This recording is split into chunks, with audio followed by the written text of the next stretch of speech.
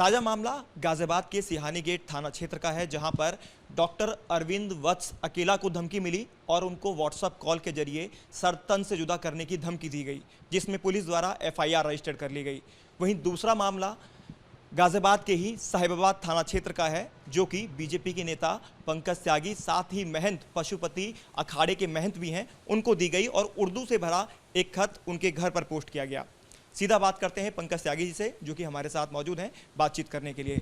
Sir, जिस तरह से एकाएक आपको लगातार आपके दर्शकों को जो खत आपको मिले हैं जिसमें ये कहा गया है सर तन से जुदा करने की बात आपसे कही गई है, क्या कुछ कहेंगे? और लगातार ये सीक्वेंस में हिंदू संगठन से जुड़े हुए जो नेता हैं उनको टारगेट किया जा रहा है। देखिए, हम ब्राह्मण लोग हैं, सनातन धर्मी लोग हैं। अगर हम अपने धर्म के लिए और वो भी एक ठीक चीज के लिए हम अगर आवाज उठाते हैं तो कोई दिक्कत नहीं है। भारत देश है, हमारा देश है, प्रजातंत्र है। लेकिन कोई हमारे मोदी जी को वीडियो बना के भेज रहे हैं, हमको धमकी दे रहे हैं केवल इस बात पे कि हमने कन्हैया लाल जी का पक्ष लिया, हमने नुपुर शर्मा जी का पक्ष लिया। मैं आपके चैनल के द्वारा माध्यम से एक बात साफ कह देना चाहता हूँ, जो अगर कोई देख रहा हो मुझे जो मारना चाहता है या हत्या करवाना चाहता है मेरी, वो देख रहा हो, तो उसको मैं एक मैसेज देना चाहता हूँ कि मैं डरने वालों में नहीं हूँ। डरता नहीं, सामने आओ।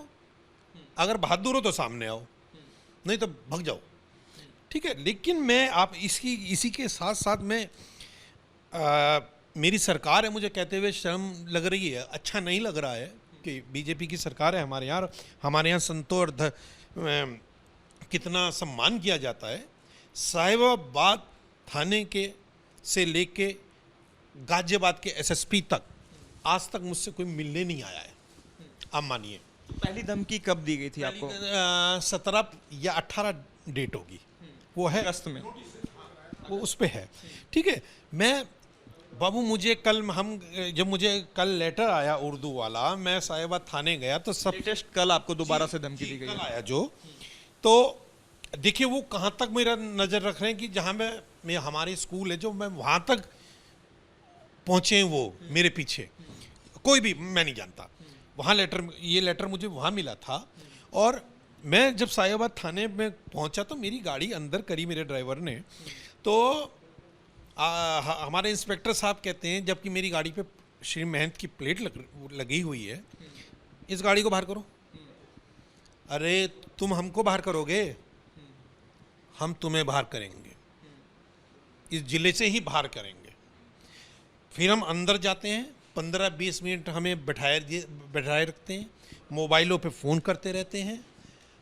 जब हमने कहा कि मैं उठ के चलता हूँ तो मुझे कहते हैं कि बैठिए 2 मिनट बात करिए। मैंने कहा ठीक है। तो मैंने लेटर दिखाया तो मुझे कहते हैं कि ये सब कोई बच्चा कर रहा है, ये बच्चे का कोई खेल है। मैंने कहा बिल्कुल सही बात कह रहे हैं आप, बच्चा इतनी दूर और ऐसी लैंग्वेज बच्चा लिखेगा। तो देखिए, मैं सच्चाई तो ये है कि हम भी, मेरे भी माँ बाप हैं और मैं भी माँ बाप हूँ किसी का, बच्चों का, तो टेंशन और डर तो बना ही रहता है ना। लेकिन पुलिस को कोई सूद नहीं है कि क्या है क्या नहीं। वो तो मतलब पुलिस ने 3 बार आपको जिस तरह से लेटर जारी किया गया, अब तक कोई पुलिस ने आप संज्ञान नहीं लिया है? जी, मैं ये कहना चाहता हूँ, आप एक विवरणा देखिए, आदरणीय योगी जी ने SSP, SP first, SP second, SP देहात, कितने एसपी बना दिए, आईपीएस। एक जना भी मेरे से हालचाल पूछने नहीं आया है। क्या कहेंगे आप इस बात को? मुझे लगता है साहिबाबाद इंस्पेक्टर या ये साहिबाबाद से लेकर गाजियाबाद तक की पुलिस मेरी हत्या करवानी चाहती है। मुझे लग रहा है किसी के दबाव में आकर, किसी और पार्टी के नेता के दबाव में आकर मेरी हत्या करवाना चाहती है। कौन लोग लग रहे हैं आपको इसके पीछे? अगर कोई आपको मारना चाहता है तो कौन लोग लग रहे हैं? मैं नाम नहीं लूँगा और मुझे पता भी नहीं है। अगर बाबू पता हो तो हम अपने आप पहुँच जाएंगे। हमारे अखाड़े से 2.5 करोड़ आदमी जुड़ा हुआ है। लेकिन जो इनकी कारगुजारी है, एक मिनट, ये मेरा एक सवाल मैं आपसे ये करना चाह जी, ये हमारा मेरे भाई की तरह है, छोटा सा, वो छोटे से हम साथ रहे हैं, ये मित्र है मेरा, ये भी मेरे साथ गया था कल पहले भी गया था, तो आप इनसे ही पूछ सकते हैं कि उनका क्या रोल था। मतलब पुलिस का जो प्रोटेक्शन आपको मिलना चाहिए था, जो पुलिस की तरफ से फीडबैक आपको मिलना चाहिए था, वो नहीं मिला। आप ये कहना चाह रहे हैं सीधे तौर बाबू, पर? जितना आप ले रहे हैं, आप मीडिया ले रही है, इलेक्ट्रॉनिक मीडिया, प्रिंट मीडिया, मेरे प्यारे भाई, हो सके मैं इसी वजह से अब तक बचा हुआ हूँ। पुलिस की ओर से तो मैं यहाँ से लेके और एसएसपी तक सब दोषी। लेटर में क्या कुछ कहा गया था, मैं कुछ लाइनें जानना चाहूंगा अगर आपको याद हो। उस सर तन से जुदा करने की बात कही गई आपसे? सर तन से जुदा कर देंगे, तुझे मार देंगे, काट देंगे, और तुझे, ये जो मेरा उर्दू का लेटर जो आया था, ये उसका हिंदी वर्जन मैंने करवाया था, क्योंकि हम लोगों को उर्दू आती नहीं। तो इसमें उन्होंने मुझे बताया, उन्होंने पढ़ के बताया कि कब तक बचेगा तू हमसे काफिर, हमारी हर जगह नज़र है तुम पर, हम तुझको काटेंगे जरूर।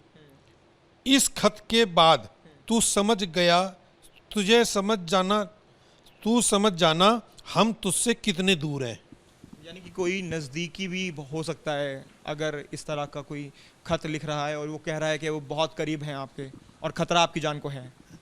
देखिए, आप बाहर से आए हैं, मेरे घर आए हैं, आपने कोई सुरक्षा देखी हो, आपसे बेटर कोई जानता नहीं, कोई भी नहीं है। लेकिन भाई जी, इसमें मैं आपको सच बता रहा हूँ कि क्या कुछ कहना चाहेंगे फाइनली आप इस पूरे प्रकरण को लेकर, जिस तरह से एकाएक जितने भी हिंदूवादी संगठन से जुड़े हुए लोग हैं उनको इस तरह की धमकियां मिल रही हैं? डॉक्टर अरविंद वत्स को भी धमकी मिली, आपको भी धमकी मिल चुकी है और कल भी एक खत आपको मिला है सरतन से जुदा करने का, तो क्या कुछ कहना चाहेंगे फाइनली? हमारे जगत गुरु अभी नेपाल गए हुए हैं, वो नेपाल से आएंगे। आज महामंडलेश्वर जी आपको मिलेंगे 4 बजे, हमारे महामंडलेश्वर जी, और हम इसे धर्म संसद में उठाएंगे इस मामले को। और आखिर में मैं आपसे एक बात कहूँगा, ये लोग जिम्मेदार होंगे अगर मेरे खरोंच भी या मुझे मार दिया जाता है तो। पता नहीं किस नेता के दबाव में, और हमारी पार्टी का नेता नहीं है वो, जहाँ तक मुझे लगता है बाहर का नेता है। धन्यवाद सर हमसे बात करने के लिए। तो ये थे हमारे साथ महंत, साथ ही बीजेपी के नेता पंकज त्यागी जी, जिन्होंने बताया कि किस तरह से उनको सीक्वेंस में खत के माध्यम से धमकियां मिली और अगर उन्हें कुछ होता है तो उसकी पूरी जिम्मेदारी गाजियाबाद के पुलिस प्रशासन की होगी। वीडियो जर्नलिस्ट प्रीत के साथ हिमांशु शर्मा, न्यूज़ नेशन, गाजियाबाद।